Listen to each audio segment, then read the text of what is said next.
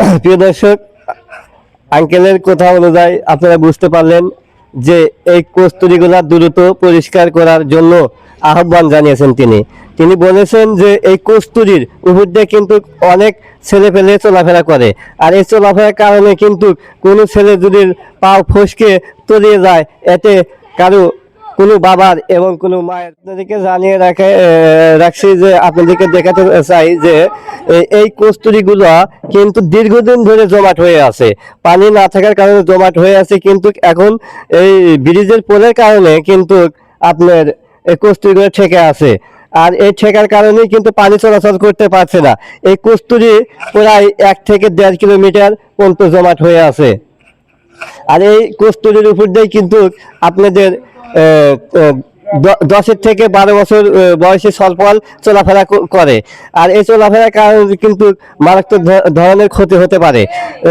তাদের যদি চলাফেরা করার কারণে পা ফসকে যায়, তাহলে নিজ দিকে তলিয়ে যাবে, আর এই তলিয়ে যাওয়ার কারণেই কিন্তু কারো বাবা কিংবা কারো মায়ের কোল কিন্তু খালি হবে।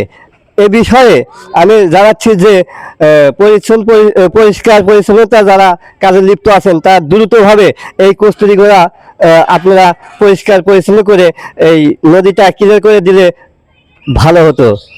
নমস্কার।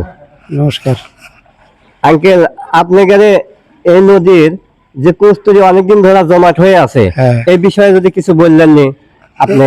এই কস্তুরীগুলো মূলত প্রায় 1.5-2 মাস ধরা এই জায়গায় ছিল, কিন্তু এখন পানি বেড়ে গেছে, কস্তুরী আর দীর্ঘ প্রায় 2 কিলোমিটারের মতো কস্তুরী জমা হয়ে গেছে। একটা কস্তুরী এই ব্রিজের কারণে মানে যে স্রোতে ভাইটাতে পারতেছে না। এই কস্তুরীগুলা যত তাড়াতাড়ি এখান থেকে সরানো যায় ছেলেপেলের দিকে এবং এলাকাবাসীর জন্য খুব সুবিধা। আমি জানতে পারলাম এই কস্তুরীর উপর যে সলপল বলে চলাফেরা করে, এই বিষয়ে যদি কিছু বলেন। ছেলেপেলে চলাচল করে কস্তুরীর উপর দিয়ে, মানা করলেও শুনে না। কতদিন ধরে এই কস্তুরী জমাট হয়ে আছে? তারপরে 1-1.5 মাস। এ বিষয়ে কি কোনো পদক্ষেপ নেয়নি কোনো লোক? না, কেউ আসে নাই। ধন্যবাদ আপনাকে।